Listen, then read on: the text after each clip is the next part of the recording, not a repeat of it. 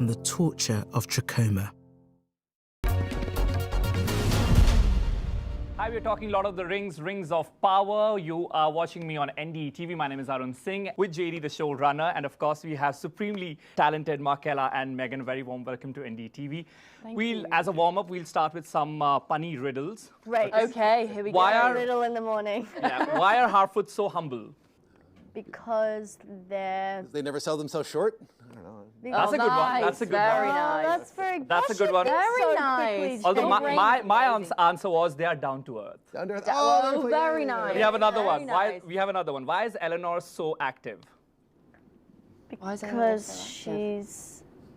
I'm terrible with riddles. I I'm actually really am the worst. Always on her foot. I like it. Like, Very nice. Well played. Very Okay, nice. now of course the overall theme of the series is dark. How did you balance it, if you had to, with the comedic themes that these two characters bring?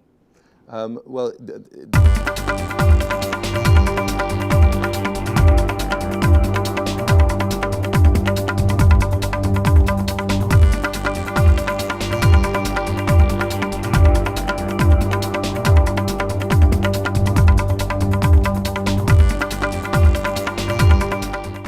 he really knows.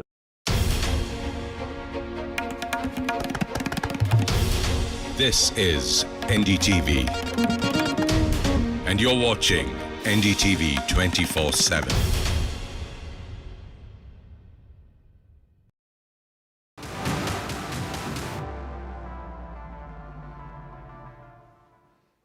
This is the US election show. I am Gaurie Dwivedi. Let's quickly take a look at the headlines, then we take the big stories on this show. First up, President Joe Biden is set to dial Israeli Prime Minister Benjamin Netanyahu. First conversation since August on the cards as Israel expands its ground incursion into Lebanon and mulls response to Iran's recent ballistic missile attacks. Hurricane Milton approaches Florida as a Category 4 hurricane. It is expected to cost $20 billion in damages. This comes close on the heels of Hurricane Helen, which caused nearly $160 billion in damages in the United States. Latest analysis reveals 2024 presidential and Congress election spending will hit at least $15.9 billion, on track to become the nation's most expensive federal election ever. Kremlin backs Bob Woodward's explosive COVID claim, confirms former President Trump sent Vladimir Putin testing devices during the height of the pandemic while he was in office.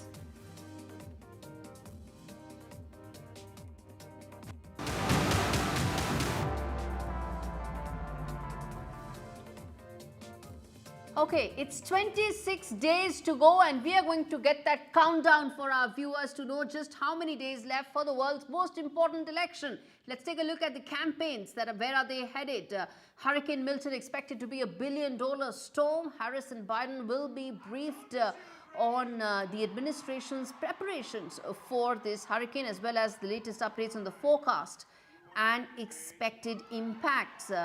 In fact, Kamala Harris will later depart New York for Las Vegas. Meanwhile, Donald Trump will spend much of his day in the key swing state of Pennsylvania discussing the economy as well as the key issue related to immigration. He will discuss wages and household prices, plus his plans in terms of elimination of taxes on tips. That has been one of the first things that Donald Trump said when he started his campaign. The Reuters Ipsos poll now says that Harris is leading Trump by a margin of just about 3%.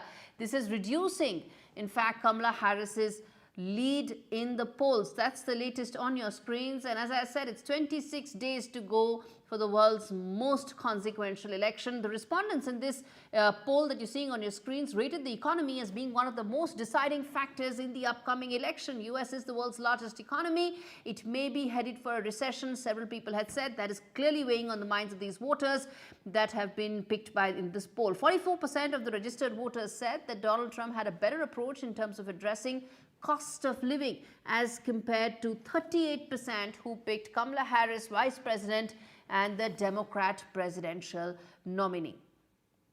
All right. All right.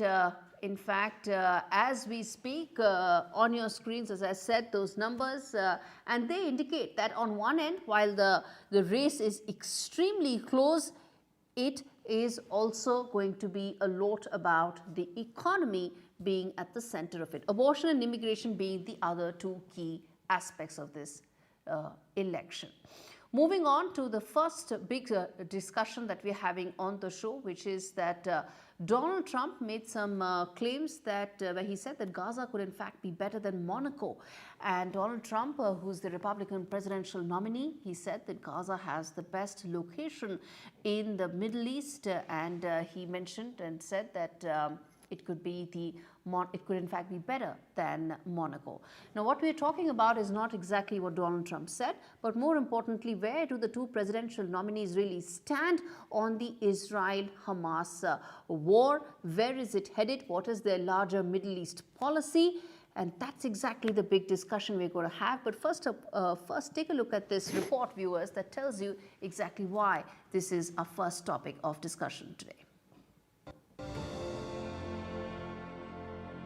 Donald Trump's understanding of Middle East geography is under fresh scrutiny after he asserted that he had visited Gaza, despite there being no proof of him ever going to the conflict-ridden Palestinian area. He even suggested Gaza could be rebuilt better than Monaco, the Mediterranean haven for the super-rich. The Republican presidential candidate made the comments in an interview with conservative radio host Hugh Hewitt, who asked him whether the coastal enclave, devastated by Israel's year-long military offensive, could be another Monaco if it was rebuilt the right way. Trump, a former real estate developer, claimed he had been there and described Gaza as a rough place. However, the New York Times reported that there is no record of his visiting Gaza, either during his presidency or as a businessman. A campaign official meanwhile clarified that Trump was actually referring to Israel, which he visited, along with the West Bank in 2017. Asked to provide further explanation, a Trump campaign spokesperson responded in an email statement that the former US president has been to Gaza previously, although she did not say when. Trump's comments on Gaza's potential echo those made by his son-in-law, a former advisor and Middle East envoy during his presidency, who was criticized for describing waterfront property in the territory as very valuable and suggesting that Israel remove civilians while cleaning it up. More than 40,000 Palestinians have been killed, and at least 75% of the enclave's population of 2.3 million displaced. The United Nations and World Bank have estimated the cost of rebuilding Gaza's critical infrastructure in April at $18.5 billion. Trump has repeatedly attempted to paint himself as Israel's protector during his campaign, claiming the October 7 attacks would not have happened if he were in office. But the Republican presidential nominee has also drawn accusations of anti-Semitism by saying that Jewish voters would have a lot to do with the loss if he were to suffer a defeat in next month's election. Parmeshwar Bava for NDTV World. Okay, so Trump may have or may not have gone to Gaza. It may or may not be the Monaco, or even better than that. But what does this mean for the Middle East policy of the two candidates? That's the big discussion. Professor Andrew Latham, Jonna Blank, as well as Alex Zidane joins me on the broadcast to talk about the three aspects and essentially the three views on this discussion. Let me start with the Republican strategist first. Alex, there are conflicting reports that Donald Trump even went to Gaza. He says he did. The United Nations said he didn't. And there are some reports that indicate maybe he's talking about Israel. Maybe several people listening to this flip-flop would be a tad bit worried about Trump administration and its Middle East policy. Well, I would say to you that no matter where President Trump visited when he was president, and he did go to the West Bank as part of a larger swing through the Middle East in 2017, former President Trump has a record on the Middle East, and it's a positive one. When you look at the Abraham Accords, which normalized relations between Israel, the UAE, and Bahrain, and later also Morocco, this was something that did a lot to promote peace within the Middle East. That continued even in the latter part of his presidency and when he left office. And if an analysis is proven to be correct, a lot of the reasons that Hamas and Iran felt that they needed to strike Israel on October 7th was because powers in the Middle East, including Saudi Arabia, the Sunni powers, were moving closer and closer to Israel. There were potential deals in the works to improve relations between Saudi Arabia and Israel. Flights from Saudi Arabia to Israel had begun. So Donald Trump's record in the Middle East is one of peace and positivity. And that's what he will be pursuing if he returns to the White House in January. Okay, so as I said, the topic of discussion is not whether he went to Gaza or West Bank or Israel or whatever. But the fact is that what is his policy, what is his vision, and what was his record the first time he was in office. And Mr. Blank, respond to what the Republican strategist said, that at the end of the day, the accords that he spoke about did happen during Donald Trump's first tenure. Yes, that's correct. I think we're all in agreement about whether Donald Trump is fully in line with Netanyahu's vision for the region. He is, and I don't think there's any discussion on that point. What gets left out of the equation is the 7 million Palestinians whom both Donald Trump and Netanyahu wish just didn't exist, or at least did not exist where they currently live. Could Gaza become Monaco? I doubt it, but it definitely could not become Monaco with 2 million Palestinians essentially living as war-torn refugees under a brutal military dictatorship, or a military occupation. And that's the vision for the region that both Donald Trump and Netanyahu have for the future. Professor Andrew, where do you see those two candidates as far as their Middle East policy is concerned? Kamala Harris's campaign has been in the past scanty in terms of her vision specifically, but she's come out with some in the last couple of weeks. Where do you see that and compare that to Donald Trump's? Well, I think rather than looking at the two candidates, we need to look at the DNA of the two parties and the way in which they are oriented towards this part of the world. And it's clear to me that the Democrats have a vision which is about, I hate to use the word appeasing, but appeasing Iran as a cornerstone of a regional peace settlement. Whereas Donald Trump and the Republicans have a very different vision, which is containing Iran through the Abraham Accords, for example. Neither of these two visions take seriously the plight of the Palestinian people in Gaza and the West Bank. And that has been convenient for both parties, in fact, until October 7th of last year, to write them out of the equation and simply pursue their different visions of how to achieve peace and stability in the region. But October the 7th has upset that particular apple cart. And now people are going to have to, both parties in the U.S.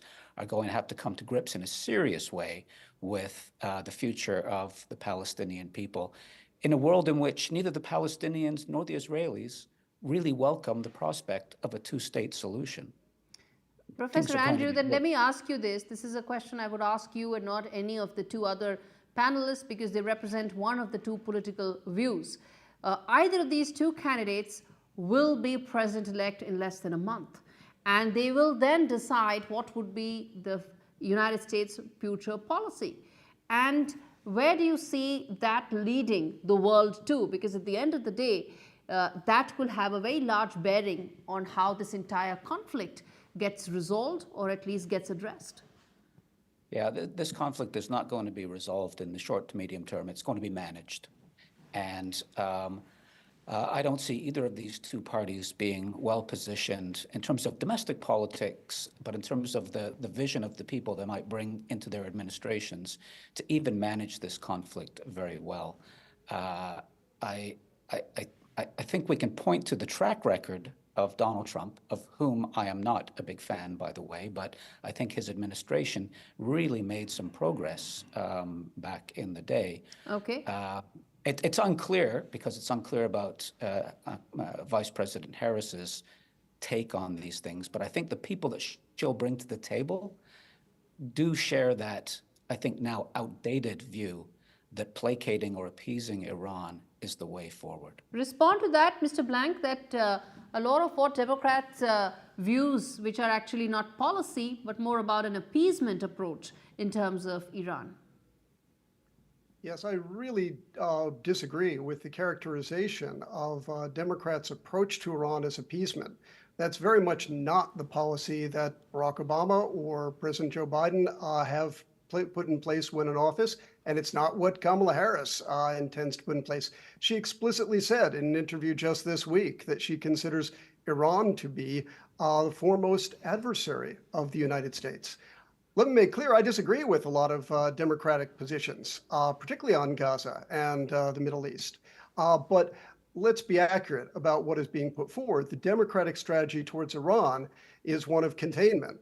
The Republican strategy, at least as it appears to me, is one of unstrategic military engagement. There really isn't a strategy for a long-term dealing with Iran. Iran's nuclear program was put in a box by President Barack Obama, and Donald Trump reneged on the agreement, and now Iran is closer than ever to a nuclear weapon. Alex, this is a very complex and complicated security calculus, but respond to what many in the Democrat camp have been saying, and they've been saying it publicly, that Donald Trump's campaign and policy doesn't get a handle on how complicated the situation is, and more importantly, how he could be, in fact, pushing Iran closer to getting a nuclear weapon. Well, first, I will say that this is an incredibly complex situation, and that no president or presidential candidate in our lifetimes has been able to articulate a process and a policy that would fix this problem overnight. No one can do it. It's going to be a long struggle to achieve peace in that region, and peace should always be the end goal. The question is, how do we get there? I think the professor made some excellent points about Democrats' relationship with Iran. Iran is a malignant actor in this region and needs to be contained aggressively. That's what former President Trump did in office. Let's not forget, killing Qasem Soleimani, the head of the Revolutionary Guard, who was the chief exporter of terrorism on the planet. He's no longer around because Donald Trump took decisive action, took out Soleimani, and the Iranian response was muted. Quick closing comments, Professor Andrew. You're wearing the hat of being the strategist and not to any of the parties. Quick closing comments about how do you think this is panning out, and more importantly, how big an issue this is in these elections? Well, I don't think it's a hugely consequential issue in this particular presidential election in the United States. Maybe on college campuses it is, but beyond that, not so much.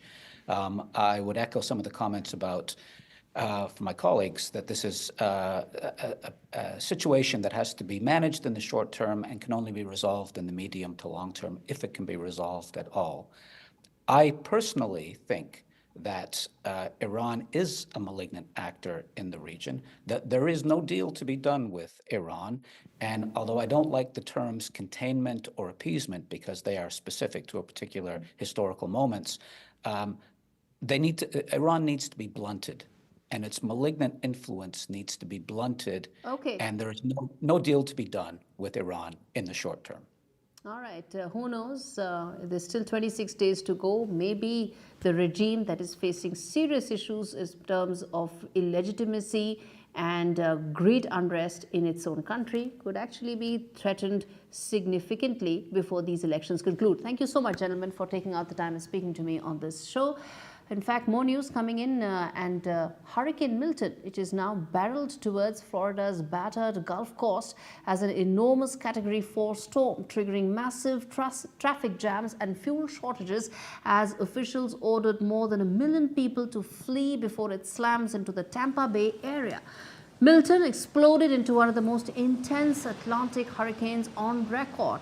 It was forecast to make landfall late Wednesday or early Thursday, threatening a stretch of Florida's very densely populated west coast that is still reeling from the devastating Hurricane Helen that struck less than just 2 weeks ago. The storm is expected to cause another billions of dollars in damages. And let's get in Voice of America's correspondent Jessica Stone with the very latest on this. Jessica, thank you so much for speaking to me, joining us on NDTV. let me begin by asking you in terms of the latest impact of, Hurricane Helen and with Hurricane Milton now bearing down the American Southeast, it's in fact getting really bad in terms of the impact on that particular region in America. That's true. And I should point out, though, that Milton has been downgraded from a Category 5 to a Category 4. That is certainly a small piece of good news for people who are, as you mentioned, by the thousands trying to evacuate, especially the Tampa Bay region, which has 3.3 million people in it. And that includes parts of Clearwater. It's on the west coast of Florida. And we're talking about a place that has not been hit directly by a hurricane in more than 100 years. So they are not used to what many Florida residents are used to, the cadence of storm season being that they invariably have to evacuate. Milton being categorized as an extremely dangerous storm, but it's also going to hit, as you mentioned, parts of the Florida coast that have already been battered by Helene on September 26th. And so right now, crews are trying to remove debris that could be used as projectiles by the gale force winds of Hurricane Milton. And for the rest of the region, the storm surge is really the problem there. They're anticipating something like 15 or 16 feet of storm surge. So that's about a third as much in meters in places like Alabama, Mississippi, and Georgia. And Helene, as you may recall, led to the deaths of about 200 people. So we don't know what kind of damage and what kind of death toll we could see from Milton, but it is assuredly supposed to be larger. And in terms of damages, how much do you think this would impact the turnout for the elections? And do you think any specific arrangements will have to be made for that? So there's two things there with the response. You've got the test of leadership for the Biden-Harris administration and the Harris ticket.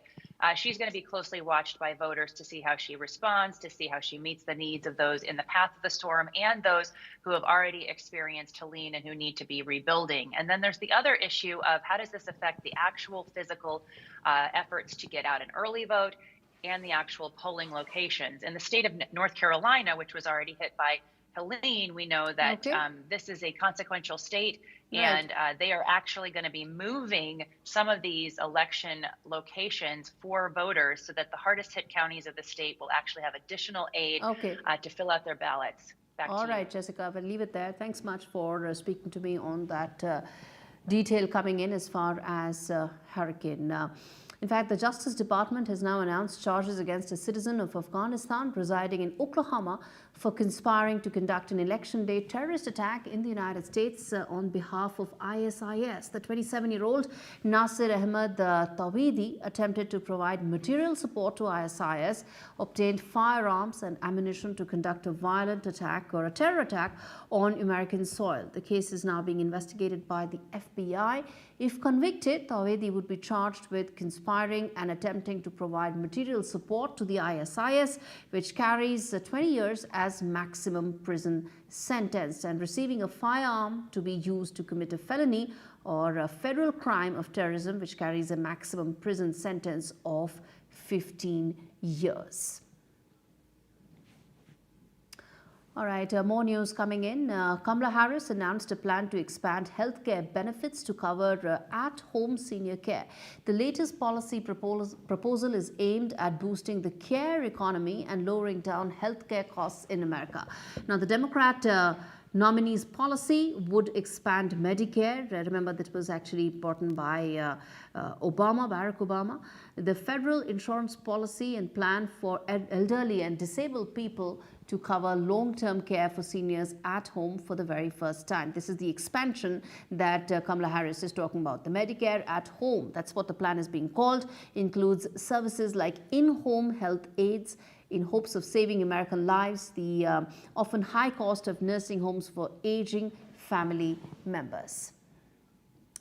All right, more news coming in. American journalist Bob Woodward, in a new book, stated that when Donald Trump was still the president in 2020, he secretly sent Russian President Vladimir Putin a bunch of Abbott Point of care COVID test machines for his personal use during a time when COVID tests were very scarce in America.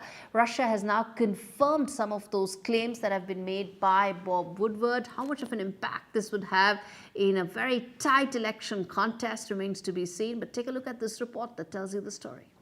A very good relationship, and I also have a very good relationship, as you know, with President Putin. Just a few days ago, former US President Donald Trump was heard saying that he has a very good relationship with Russian President Putin. Fast forward to this week, it seems that the duo share a closer relationship than what is known to the public, according to revelations in a forthcoming book by veteran US journalist Bob Woodward. Trump left the Oval Office in 2021, but he has spoken with Putin over phone calls on as many as 7 occasions since then, according to excerpts from Woodward's book. One of the most explosive claims in the book is about Trump sending some COVID test kits, which were scarce and not easily available at the time, to Putin for personal use. Putin received the gift but urged his then US counterpart to keep this favor a secret. The Kremlin confirmed on Wednesday that Trump had sent Putin COVID test kits during the height of the pandemic, but denied the claim that the leaders had spoken by phone several times since Trump left office. However, the claims made in the book have been rejected by the Trump team, with the campaign's communication director Stephen Chung terming the book made up and untrue. The campaign director is also quoted as saying that Mr. Woodward suffers from a debilitating case of Trump derangement syndrome. Democratic presidential candidate Kamala Harris used the opportunity to attack her opponent by saying that Trump sent COVID test kits to a murderous dictator while people struggled. Woodward's book also captures US President Joe Biden's reactions to foreign policy challenges. An excerpt from the book says that Biden used expletives to address the Israeli Prime Minister Benjamin Netanyahu after Israeli troops went into Rafah, expressing his frustration. Titled War, the book is set to be released on October 15th, with more revelations likely to follow. With Vishal Vivek, Bureau Report, NDTV. All right, with that, we're wrapping up this edition of US Election Watch, but take a look at this video.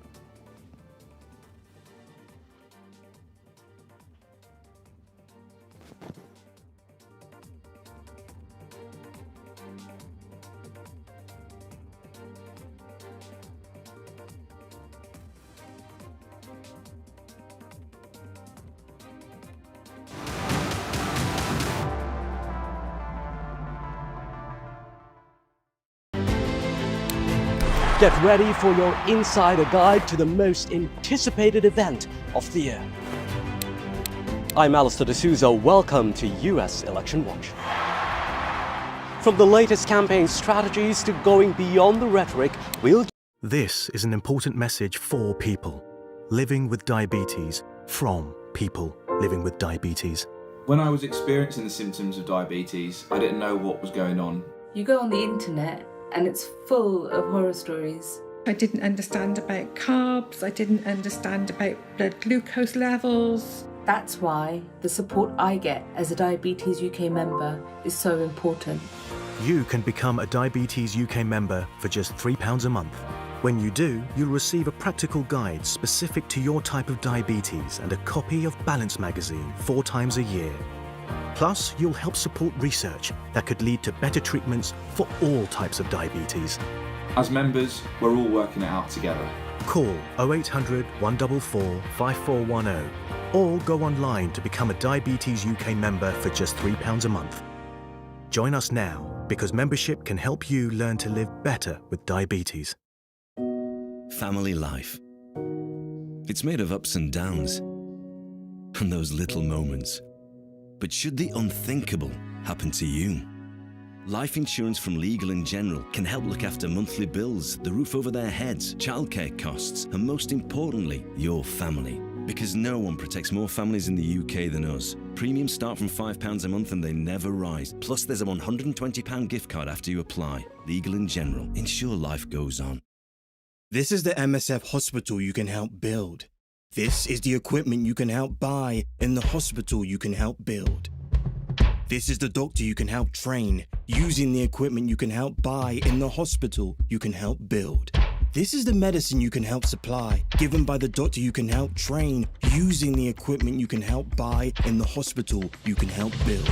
These are the patients you help survive, treated with the medicine you help supply, given by the doctor you help train, using the equipment you help buy in the hospital you can help build. These are the lives you help rebuild, the patients you help survive, treated with the medicine you help supply, given by the doctor you help train, using the equipment you help buy, in the hospital you can help build. This is help that lasts. With regular donations, you help us provide long-term medical care. Please donate £10 a month by searching MSF Now. That's MSF Now. Right now, terrible things are happening to donkeys. They work all day in the blistering sun, without food or water.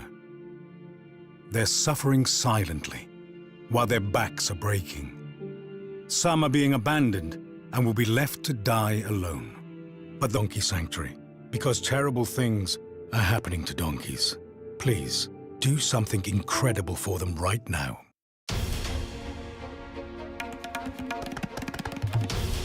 This is NDTV, and you're watching NDTV 24/7.